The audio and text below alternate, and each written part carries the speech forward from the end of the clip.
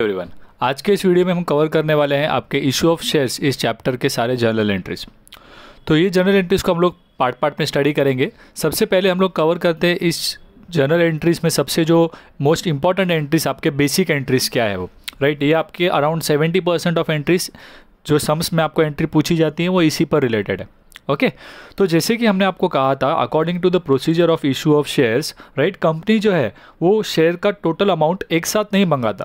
For example, अगर समझिए कि कंपनी का शेयर का फेस वैल्यू 100 रुपीज़ है, तो उस 100 रुपीज़ को वो कंपनी पार्ट पार्ट में शेयर होल्डर से डिमांड करता है। जैसे कि एप्लीकेशन के वक्त 20 रुपये, अलॉटमेंट के वक्त 30 रुपीज़, उसके बाद 50 रुपीज़ बचे, वो कंपनी डिपेंड करता है, एक कॉल में ही मंगा सकता है या 2 पार्ट में भी मंगा सकता है, राइट। उसे हम कॉल कहते हैं।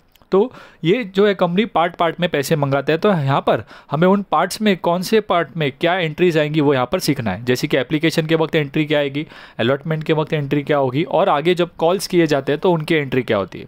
तो पहले तो अपने माइंड में ये चीज़ बिठा लीजिए कि हर एक स्टेप में, दैट इस एप्लीकेशन में, अलॉटमेंट में और कॉल में 2-2 एंट्रीज आपको आने वाली है।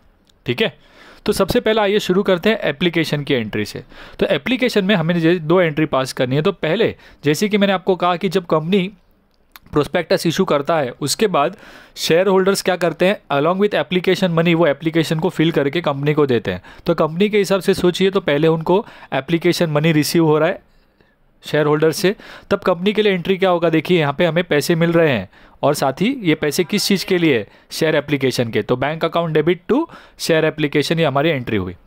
अब ये जो शेयर एप्लीकेशन हमें मिले हैं, अगर हम मान लीजिए कि पूरा का पूरा शेयर जितने भी एप्लीकेशंस आए हैं हम कंपनी एक्सेप्ट कर रही है। फॉर एग्जांपल, अगर समझिए 1 लाख शेयर्स कंपनी इशू कर रही थी और 1 लाख शेयर्स के लिए हमें एप्लीकेशन आए, तो जो भी एप्लीकेशन मनी होगा, मान लीजिए 20 रुपीज़ है, तो 1 लाख इंटू 20 रुपीज़ के लिए आपकी ये एंट्री आएगी। अब ये 1 लाख एप्लीकेशंस हमने एक्सेप्ट कर लिए, तो कंपनी ये जब एप्लीकेशंस को एक्सेप्ट कर लेता है कि हाँ भाई चलो हम लोग 1 लाख शेयर्स इशू कर रहे हैं, तो कंपनी के लिए वो लायबिलिटी हो जाएगा, राइट। तो एप्लीकेशन मनी को उन लोग शेयर्स में कन्वर्ट कर देते हैं। तो यहाँ पर हम लोग जो एप्लीकेशन मनी रिसीव किया है कंपनी ने, वो कंपनी अपने शेयर कैपिटल में ट्रांसफ़र करता है। तो शेयर कैपिटल बेसिकली क्या है कि ये कंपनी की एक लायबिलिटी है। तो जैसे जैसे कंपनी को ये पैसे मिलते जाएंगे शेयर्स के, एप्लीकेशन, अलॉटमेंट, राइट, तो उस समय कंपनी क्या करता है, अपना शेयर कैपिटल क्रेडिट करता है, बिकॉज उतनी उतनी कंपनी की लायबिलिटी बढ़ते जाती है। ठीक है, तो यहाँ पे जो हमने अभी एप्लीकेशन मनी रिसीव किया है, इसे हम ट्रांसफ़र करने वाले हैं शेयर कैपिटल में। ठीक है, तो ये एप्लीकेशन मनी देखिए रिसीव हुआ, तब शेयर एप्लीकेशन क्रेडिट हुआ था। अब इसे मैं ट्रांसफ़र कर रहा हूँ, इसीलिए नेक्स्ट एंट्री में ये डेबिट हो जाएगा टू, ये क्या कन्वर्ट हो गया, अभी कन्वर्ट होकर शेयर ऐप कैपिटल बन गया है, राइट। तो इस समय आपकी एंट्री क्या होगी, share application to share capital. Okay, तो एप्लीकेशन के वक्त आपको ध्यान रखना है कि पैसे आपको पहले मिलेंगे, फिर आप उसे शेयर कैपिटल में ट्रांसफ़र करेंगे। ओके, अब इसके बाद नेक्स्ट है आपकी अलॉटमेंट की एंट्री। अब आगे जो हम स्टेप्स करने वाले हैं, दैट इज़ अलॉटमेंट और कॉल्स में, उसमें आपको याद रखना है कि आपको पैसे उसमें बाद में मिलेंगे, पहले आप शेयर कैपिटल क्रिएट करेंगे। ठीक है, तो जब अलॉटमेंट मनी ड्यू होता है, राइट, यानी कि आज पेमेंट करने की तारीख आई, मान लीजिए कि कंपनी को थोड़े दिनों बाद और पैसे की ज़रूरत पड़ी, तो कंपनी अलॉटमेंट के पैसे मंगाएगा। तो जब कंपनी अलॉटमेंट के पैसे मंगा रहा है, उस समय कंपनी के बुक में एंट्री क्या पास की जाती है, तो कंपनी शेयर अलॉटमेंट डेबिट करता है टू शेयर कैपिटल। देखिए इसी की तरह एंट्री है, खाली यहाँ पर ड्यू की एंट्री पहले पास की जाएगी, बैंक की एंट्री बाद में। ओके, तो share allotment to share capital company ने अपने बुक्स में लायबिलिटी करके लिख दिया है उसे।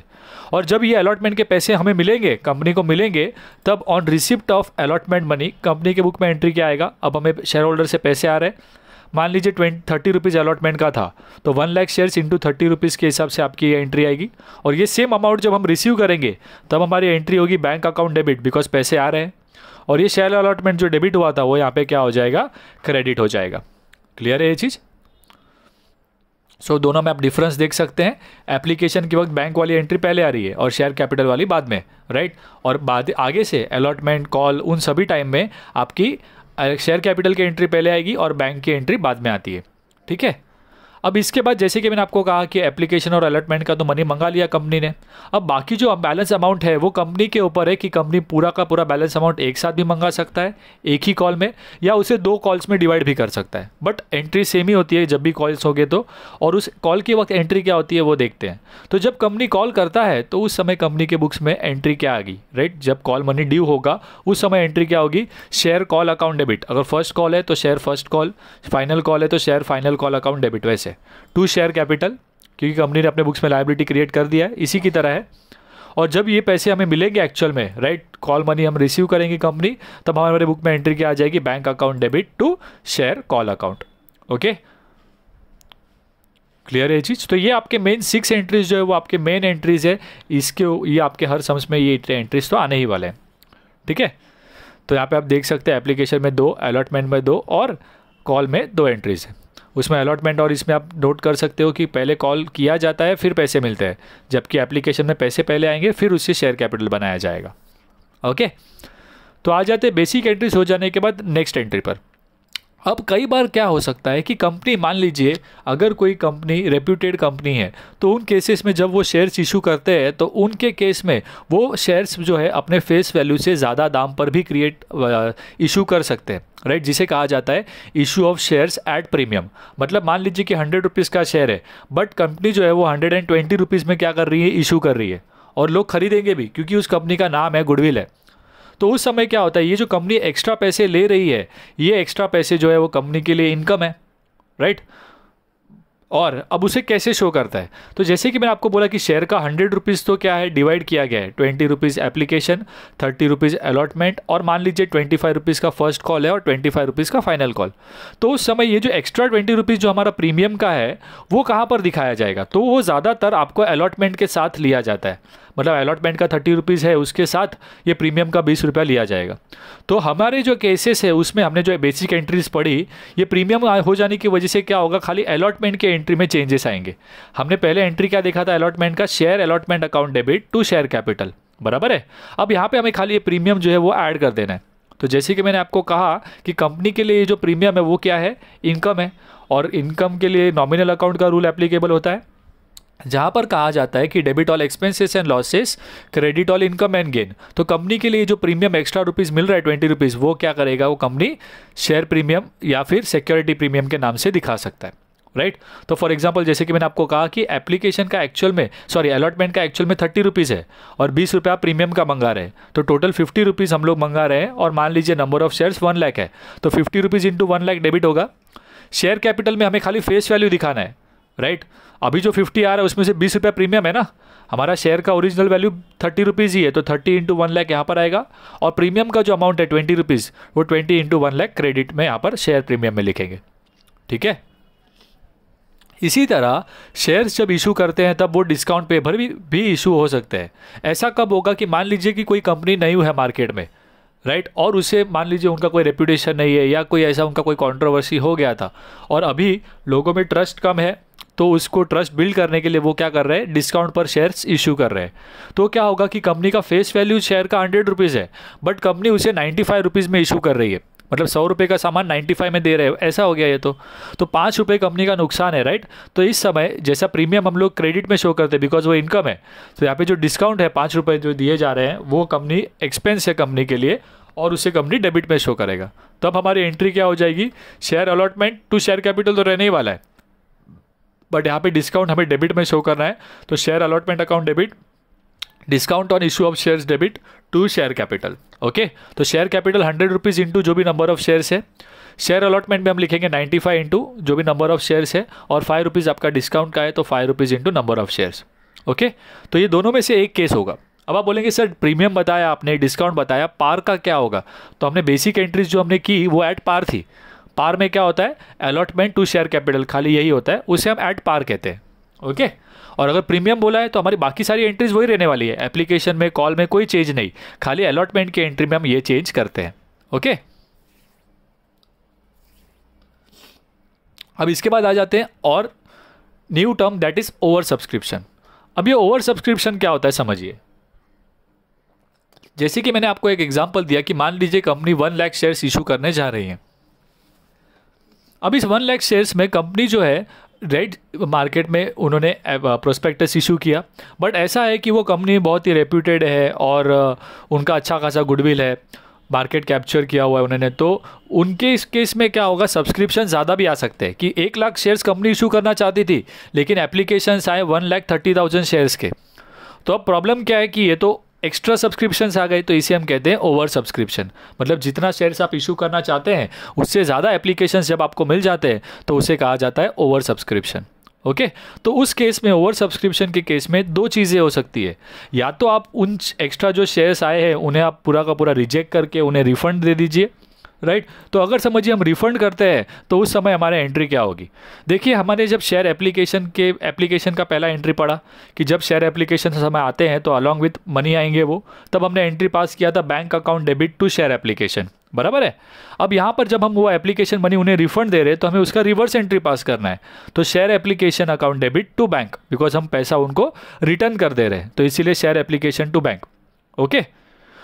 और दूसरा ऑप्शन है कि मान लीजिए कंपनी ने 1 लाख शेयर्स इशू कर रहे थे बट एप्लीकेशंस आए 1,30,000, तो ऐसे टाइम पर क्या करेंगे हम, अगर किसी को ना नहीं कहना चाहते तो उस समय हम क्या करेंगे कि जो भी शेयर होल्डर्स हमें एप्लीकेशंस दिया है जिन्होंने, हम उनको कहेंगे कि हम प्रो रेटा बेसिस फॉलो करेंगे। उसमें क्या किया जाएगा, अंडर प्रो रेटा बेसिस, अगर मान लीजिए आप कोई शेयर होल्डर हो और आपने 100 शेयर्स का एप्लीकेशन दिया है तो हम आपको कहेंगे कि हम आपको 100 के जगह पे क्या करेंगे 90 शेयर्स इशू कर रहे हैं। अगर किसी ने 50 शेयर्स का एप्लीकेशन दिया तो हम उसे कहेंगे आपको सर 50 नहीं कर पाएंगे, हम 45 शेयर्स आपके एप्लीकेशन हम एक्सेप्ट करते हैं, और बाकी का जो 5 आपका एक्स्ट्रा जो है वो हम आपके अलॉटमेंट मनी जो आएंगी उसमें हम एडजस्ट कर लेंगे। अलॉटमेंट के वक्त आप उतने पैसे कम दीजिएगा। क्या कह रहा हूँ समझा आपको।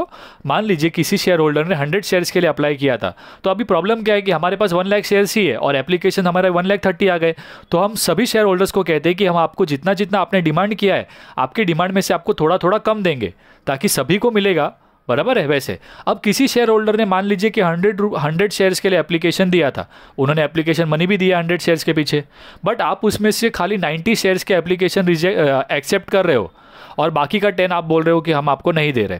अब वो 10 आप उनको रिफंड मत कीजिए, आप कहेंगे उन्हें कि वो 10 शेयर्स का जो एप्लीकेशन मनी आपने दिया है हम अलॉटमेंट के मनी के साथ आपका जो आगे आने वाला है, राइट, उसी के साथ एडजस्ट कर लेंगे, राइट। तो यहाँ पर अब जो एंट्री हम पढ़ने वाले हैं वो क्या है कि अगर एक्स्ट्रा एप्लीकेशन मनी जो है उसे आप अलॉटमेंट मनी के साथ अगर एडजस्ट करते हो तो at that time your entry will be, देखिए रिफंड करते तो एंट्री क्या है, शेयर एप्लीकेशन टू बैंक, बराबर है। बट आप रिफंड नहीं कर रहे हो, एडजस्ट कर रहे हो, तो शेयर एप्लीकेशन डेबिट करोगे लेकिन आप पैसे वापस नहीं दे रहे हो उनको, राइट। आप ये पैसे एडजस्ट करने वाले हो किसके साथ, शेयर अलॉटमेंट के साथ, तो आपकी एंट्री क्या हो जाएगी, share application to share allotment, okay.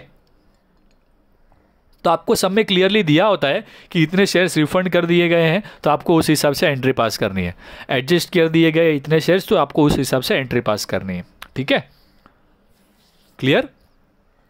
तो ये आपको ओवर सब्सक्रिप्शन के वक्त दो ऑप्शंस होते हैं जिसका आपको क्वेश्चन में मेंशन होता है पूरा, आपको बस खाली एंट्री पास करनी होगी, ओके। अब आ जाते हैं इस कंसेप्ट का आपका लास्ट पार्ट पर, दैट इज 4 फीचर। अब ये 4 फीचर होता क्या है, देखिए जैसे कि मैंने आपको कहा कि कंपनी पार्ट में पैसे मंगा रही है।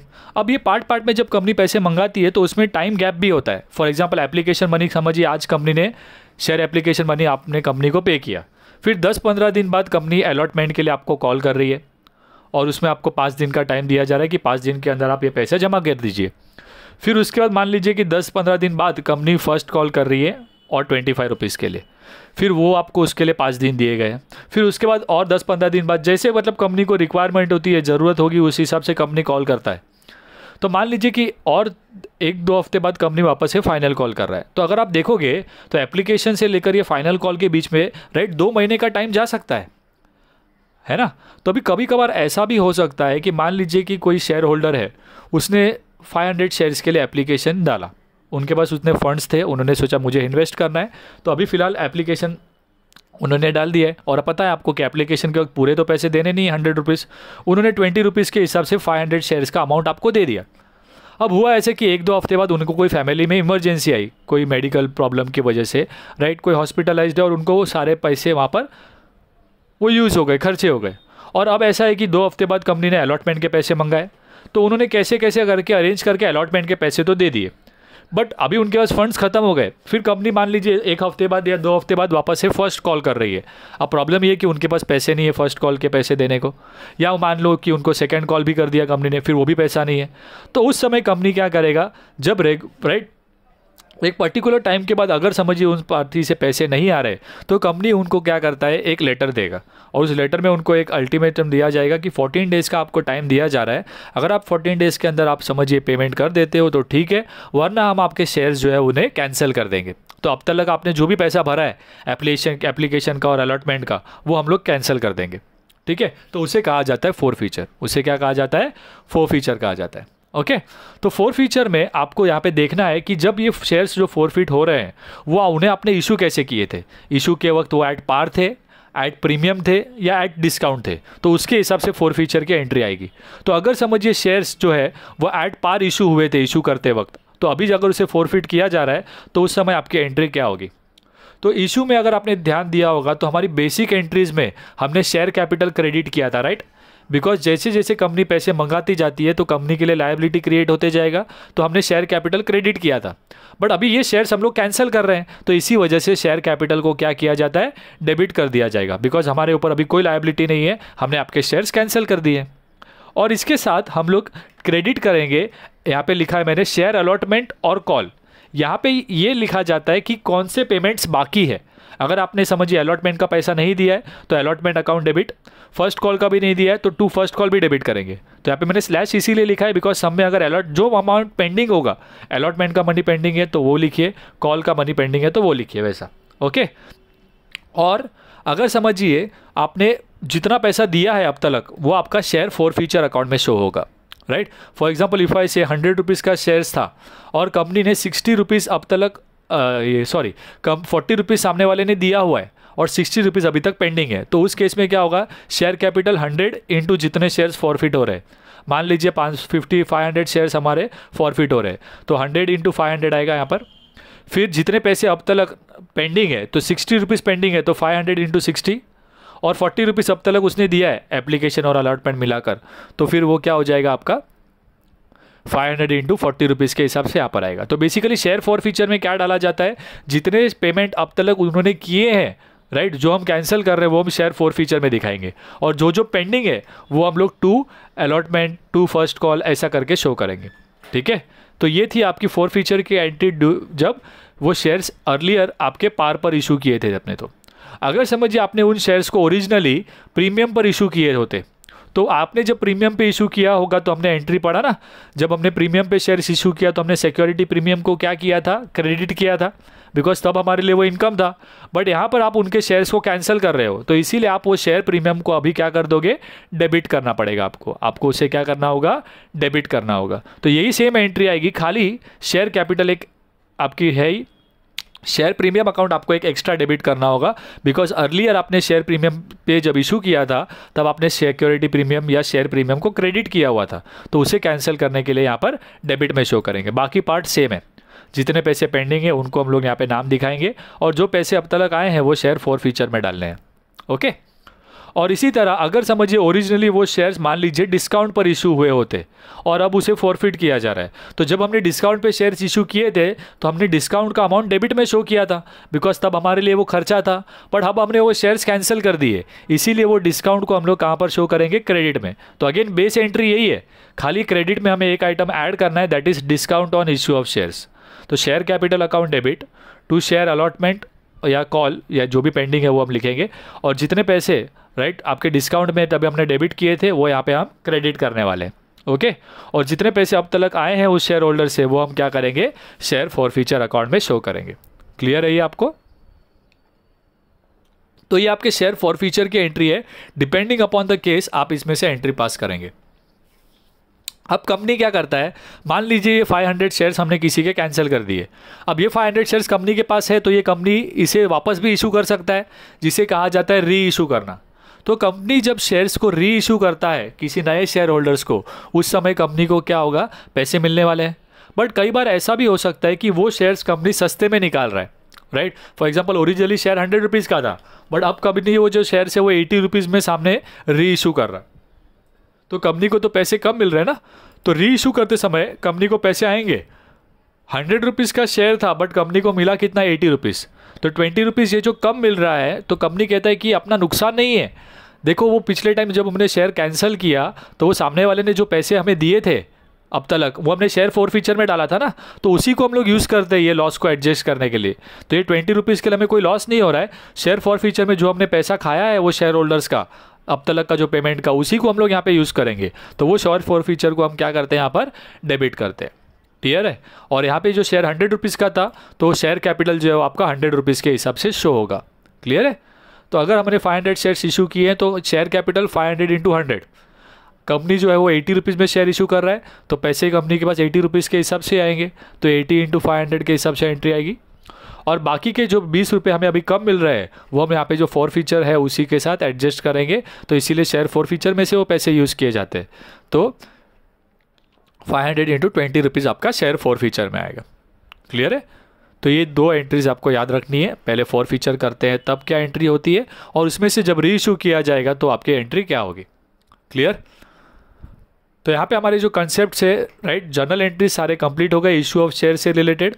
तो अगर आपको हमारे वीडियो लेक्चर्स पसंद आते हैं तो हमारे वीडियोस को लाइक करें, और अगर आपने हमारे चैनल को अब तक सब्सक्राइब नहीं किया है तो हमारे चैनल को सब्सक्राइब कर ले ताकि आपको लेटेस्ट अपडेट्स मिलते रहे। Bye bye, take care.